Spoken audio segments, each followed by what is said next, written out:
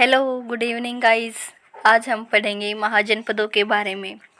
महाजनपद काल 600 से 300 ईस्वी पूर्व के समाज मुख्यतः 4 वर्णों में विभाजित था: ब्राह्मण, क्षत्रिय, वैश्य और शूद्र। प्रशासन में गणराज्य और राजतंत्र दोनों प्रकार की व्यवस्थाएं थी। मतलब वहाँ पर गणराज्य भी था और राजतंत्र भी था। ग्रामीण अर्थव्यवस्था कृषि पर आधारित थी, जिसमें कर प्रणाली और स्थानीय व्यापार महत्वपूर्ण थे। लोहे की तकनीक के विकास से उत्तरी भारत में द्वितीय नगरीकरण की शुरुआत हुई। कृषि, उद्योग एवं व्यापार के विकास से छोटे जनों का स्थान जनपदों ने ले लिया। ईसा पूर्व 6वीं शताब्दी तक जनपदें महाजनपदों में परिवर्तित हो गई। जो महाजनपद हैं वे पहले जनपद थे और फिर 6वीं शताब्दी ईस्वी पूर्व तक महाजनपदों में परिवर्तित हो गए। साहित्यिक स्रोत: बौद्ध ग्रंथों में विनय पिटक, दीर्घ निकाय, मंजिम निकाय, अगंतुर निकाय और संयुक्त निकाय, सुत्त निपात ये ग्रंथ शामिल हैं, जिनसे हमें 16 जनपदों के बारे में जानकारी मिलती है। जैन ग्रंथ, इसमें भगवती सूत्र है, जिससे हमें महाजनपदों के बारे में जानकारी मिलती है। और व्याकरण है अष्टाध्यायी। व्याकरण जो ग्रंथ है वो अष्टाध्यायी है, जिसकी रचयिता पाणिनि ने की। यह 5वीं शताब्दी ईस्वी पूर्व में लिखा गया एक ग्रंथ है। इससे भी हमें 16 महाजनपदों के बारे में जानकारी मिलती है। अन्य ग्रंथ हैं दिव्यदान, आपस्तम्भ, धर्मसूत्र जैसी पुस्तकें हमें उस समय के नगरों के विषय में जानकारी उपलब्ध कराती हैं।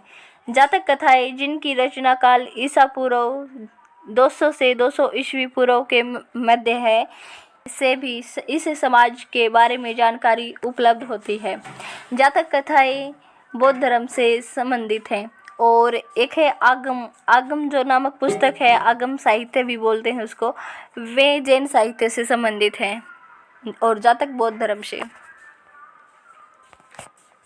पुरातात्विक स्रोत जिनसे हमें महाजनपदों के बारे में जानकारी मिलती है, उनमें है उत्तरी काली पोलिस मृदभांड, भवनों, शहरों और कस्बों के अवशेष, गोलाकार कुएं, रिंग्स वेल अनुसार जो अगुंतर निकाय है और भगवती सूत्र है, उसके अनुसार 16 महाजनपद हैं। देखते हैं कौन से महाजनपद हैं और उनकी राजधानी कौन सी है। काशी की राजधानी वाराणसी, कौशल की श्रावस्ती और अयोध्या, अंग की चंपा, मगध की राजगृह या पाटलिपुत्र 2 थी। वज्जी गणराज्य की वैशाली, मल गणराज्य की कुशीनारा और पावा, चेंदी की सुक्तिमती, वत्स की कौशाम्बी, कुरु की इंद्रप्रस्थ, ये इंद्रप्रस्थ जो है दिल्ली, मेरठ और थानेश्वर तक था। पांचाल की अहिछतर या कंपिल्य, मत्स्य की विराटनगर, शूरसेन की मथुरा, अस्मक की पोटली या पोतन, अवंती की उज्जैनी और महिष्मती, गांधार की तक्षशिला, कंबोज की राजपुर हाटक। बौद्ध ग्रंथ अगुंतर निकाय में कितने महाजनपदों का उल्लेख मिलता है? 16 महाजनपदों का। और सेकंड क्वेश्चन है, किस महाजनपद की राजधानी राजगृह थी मगध की? कौशल की श्रावस्ती या अयोध्या थी। और वज्जी जो गणराज्य है उसकी राजधानी वैशाली थी, जो उत्तरी बिहार में है। गांधार की राजधानी तक्षशिला थी। चलिए अब डिटेल से पढ़ते हैं इन महाजनपदों को, वहाँ के शासक कौन थे और वहाँ की मुख्य विशेषताएं क्या थी। तो सबसे पहले है काशी। महाजनपद की राजधानी वाराणसी थी। सोन नंदन जातक से ज्ञात होता है कि मगध, कौशल तथा अंग पर काशी का अधिकार था। काशी का सबसे शक्तिशाली राजा ब्रह्मदत्त था, जिसने कौशल पर विजय प्राप्त की। बौद्ध भिक्षुओं के 11वें वस्त्र, जिन्हें संस्कृति में काश्य कहा जाता था, काशी में बनाए जाते थे। बुद्ध के काल तक कौशल ने काशी महाजनपद पर कब्जा कर लिया था और काशी मगध एवं कौशल के मध्य युद्ध का कारण बना हुआ था। काशी जो है मगध और कौशल के बीच में युद्ध का कारण भी बना हुआ था। कौशल में जो भिक्षुओं के 11वें रंग के वस्त्र होते थे उनको काश्य कहा जाता था, वे काशी में बनाए जाते थे। बुद्ध के काल तक कौशल ने काशी महाजनपद पर कब्जा कर लिया था। जब तक महात्मा बुद्ध थे तब तक कौशल ने काशी महाजनपद पर कब्जा कर लिया था। सेकंड है कौशल महाजनपद। जिसकी राजधानी श्रावस्ती और अयोध्या थी। इसके शासक महाकौशल प्रसेनजीत बुद्धकालीन शासक थे ये। और इनकी विशेषता है, कौशल की जो विशेषता है वो है कौशल 2 भागों में विभाजित था। उत्तरी कौशल जिसकी राजधानी श्रावस्ती थी और दक्षिणी कौशल जिसकी राजधानी अयोध्या थी। प्रसेनजीत बुद्ध के समकालीन थे और उन्होंने गौतम बुद्ध को श्रावस्ती में रहने के लिए जेतवन विहार दान दिया था। अंत में यह महाजनपद मगध के अधीन हो गया, मतलब मगध का इस महाजनपद पर कब्जा हो गया बाद में। नेक्स्ट है अंग। अंग की राजधानी है चंपा जो वर्तमान भागलपुर बिहार में स्थित है। और यहाँ का शासक था कर्ण जो महाभारत काल के कर्ण थे, वो यहाँ के अंग महाजनपद के शासक थे। अंग को बाद में बिंबिसार ने अपने अधीन कर लिया था। अंग की विशेषता है कि इसका व्यापारिक महत्व था और यह अपनी नौकायान गतिविधियों के लिए प्रसिद्ध था। नेक्स्ट है मगध महाजनपद। मगध की राजधानी पहले राजगृह या गिरिवर्ज थी, बाद में बदलकर पाटलिपुत्र कर दी गई। वहाँ के जो शासक थे बिंबिसार, अजातशत्रु और महापद्मानंद थे। मगध की जो विशेषता है वो थी कि मगध सबसे शक्तिशाली महाजनपद बना और अंततः भारत का पहला साम्राज्य बना। बिंबिसार जो था उसने अंग को अपने राज्य में मिला लिया था। अजातशत्रु ने पाटलिपुत्र की स्थापना की जो कि बाद में मगध महाजनपद की राजधानी भी बना दी गई। नेक्स्ट है वज्जी गणराज्य।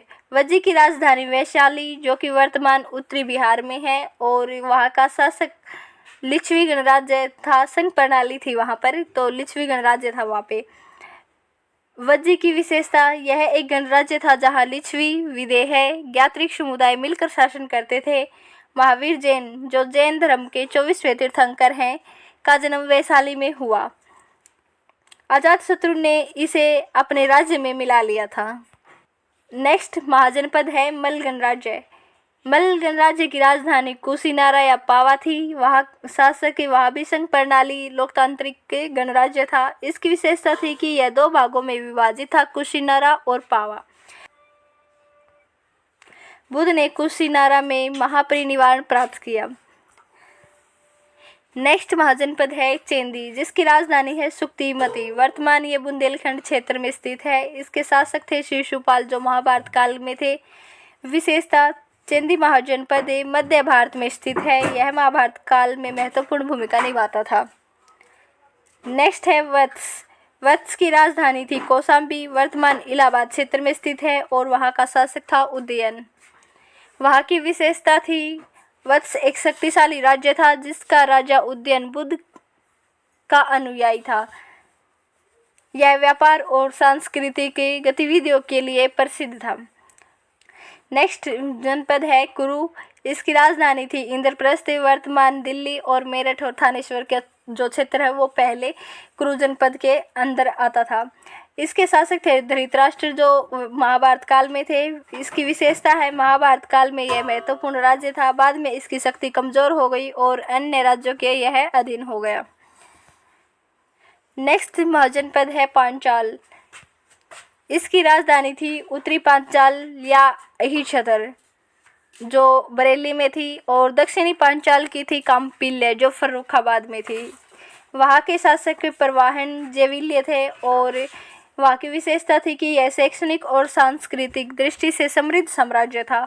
पांचाल क्षेत्र में महान दार्शनिक और विद्वानों का जन्म हुआ है। मत्स्य। इसकी राजधानी है विराटनगर। वर्तमान में यह राजस्थान के अलवर में स्थित है और वहाँ का शासक विराट था जो कि महाभारत काल का था।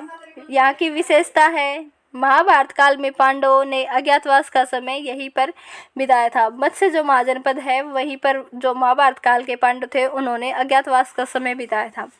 नेक्स्ट है सूरसेन महाजनपद। इसकी राजधानी है मथुरा और शासक था वहाँ का अवंतीपुत्र। इसकी जो विशेषता है कि मथुरा भगवान श्री कृष्ण की जन्मभूमि थी। यह महाजनपद व्यापारिक और सांस्कृतिक दृष्टि से प्रमुख केंद्र था।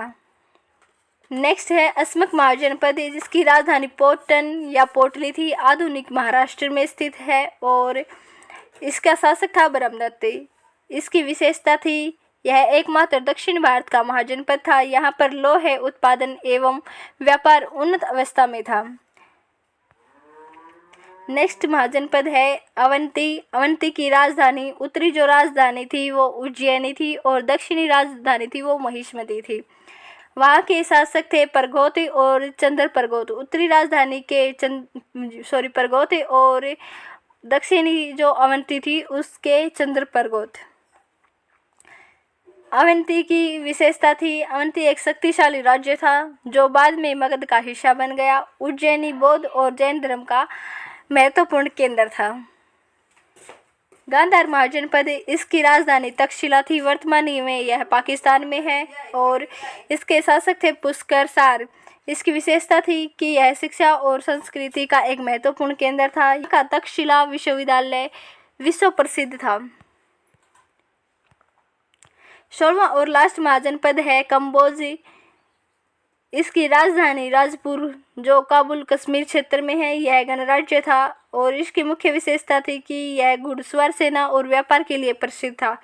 यहाँ पर क्षत्रिय संस्कृति प्रभावी थी। महाजनपद काल में व्यापार जो है वो कैसा था वो देखते हैं। महाजनपद काल में व्यापार का जो है मुख्य आधार कृषि और हस्तशिल्प था। जल और स्थल मार्गों से व्यापार को बढ़ावा मिला। महाजनपद काल के व्यापार में अनाज, वस्त्र, धातु, आभूषण, मसाले आदि वस्तुएं शामिल थी। जो व्यापार करते थे वे अनाज, वस्त्र, धातु और आभूषण तथा मसालों का करते थे। कृषि उनका मुख्य आधार थी। व्यापारी 3 वर्गों में विभाजित थे। सेठ, जो बड़े व्यापारी होते थे उनको सेठ कहते थे। जो मध्यम स्तर के व्यापारी होते थे उनको वणिक कहते थे और साधारण होते थे वो साधारण विक्रेता होते थे। वस्त्र, धातु, मसाले, आभूषण आदि इनकी प्रमुख व्यापारिक वस्तुएं थी। विदेशी व्यापार रोम, फारस, चीन, मेसोपोटामिया, यूनान से होता था। भारतीय वस्त्र, मसाले, हाथीदांत आदि का निर्यात किया जाता था। हेरोडोटस एक यूनानी इतिहासकार था जिसे हिस्ट्री का फादर कहा जाता है, जिसने भारत के व्यापार और संस्कृति का वर्णन किया है। उसने भारत को एक समृद्ध देश बताया। कैरिएंडा साइलेक्स एक यूनानी नाविक था जिसने भारतीय व्यापार मार्गों की जानकारी दी। जो भारतीय व्यापार मार्ग थे उनकी जानकारी कैरिएंडा साइलेक्स ने दी थी। व्यापार मार्ग जल और स्थल दोनों से महत्वपूर्ण था। उत्तर पंथ और दक्षिण पंथ प्रमुख व्यापारी मार्ग थे। सिक्के तथा मुद्रा पंचमार्क सिक्कों का उस टाइम पर प्रचलन था जो चांदी और तांबे के होते थे। द्वितीय शहरीकरण का उद्भव भी फिर हुआ।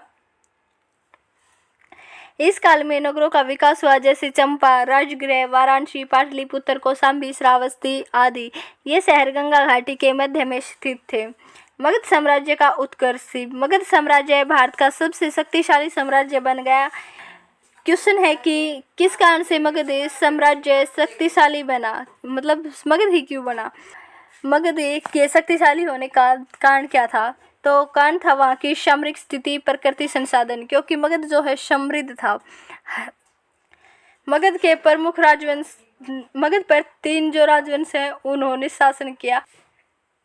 पहला है हर्यक वंश 544 से 412 ईस्वी पूर्व, जिसमें बिंबिसार और अजातशत्रु ने शासन किया। बिंबिसार 544 से 492 ईस्वी पूर्व तक शासन किया और मगध साम्राज्य का संस्थापक था बिंबिसार। इन्होंने अंग, कौशल, वैशाली जैसे क्षेत्रों को अपने अधीन किया।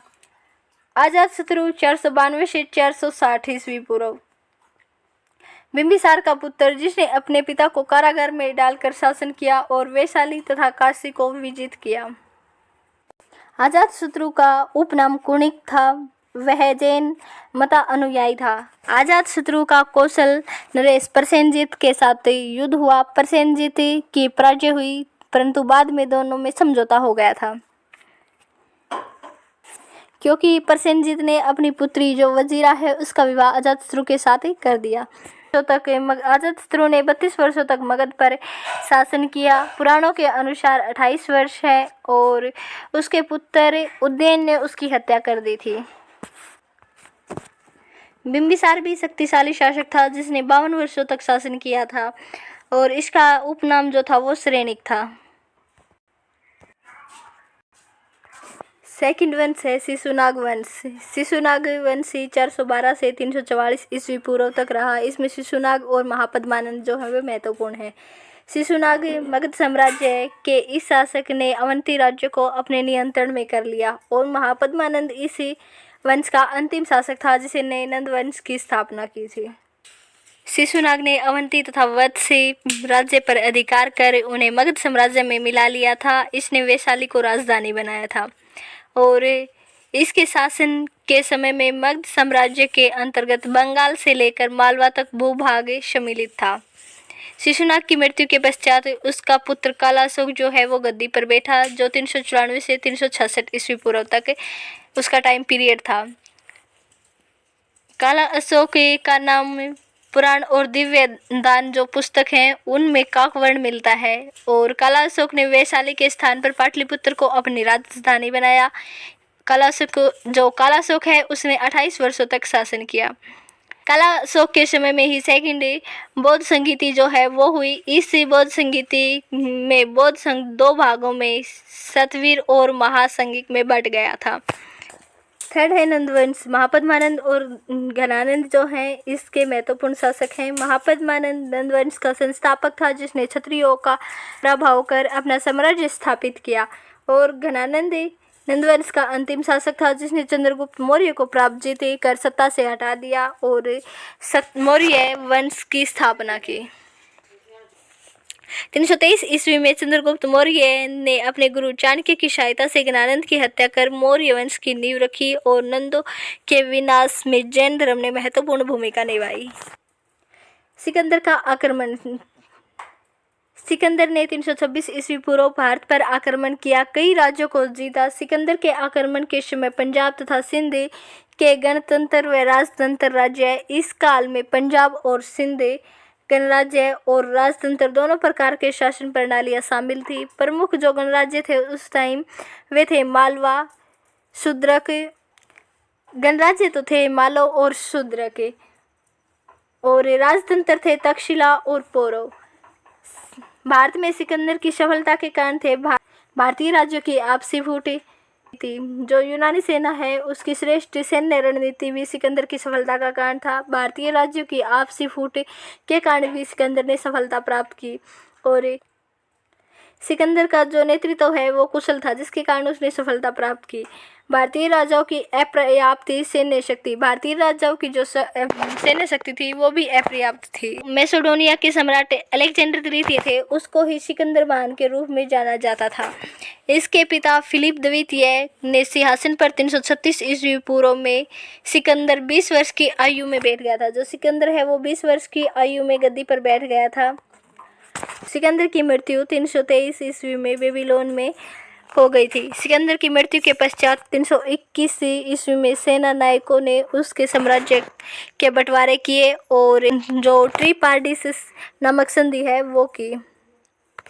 महाजनपदों का चैप्टर हुआ कंप्लीट। उसमें हमने वहाँ का व्यापार कैसा था, राजनीति जो व्यवस्था थी वो कैसी थी, इन सब के बारे में पढ़ा। 16 महाजनपदों के बारे में पढ़ा, वहाँ के शासक और उनकी विशेषता और महाजनपद जो थे उनकी राजधानी के बारे में, उनकी राजधानियों के बारे में पढ़ा। कल हम न्यू चैप्टर पढ़ेंगे 6वीं शताब्दी ईस्वी पूर्व धार्मिक आंदोलन। तो आज का चैप्टर आपको कैसा लगा कमेंट बॉक्स में ज़रूर बताएं। वीडियो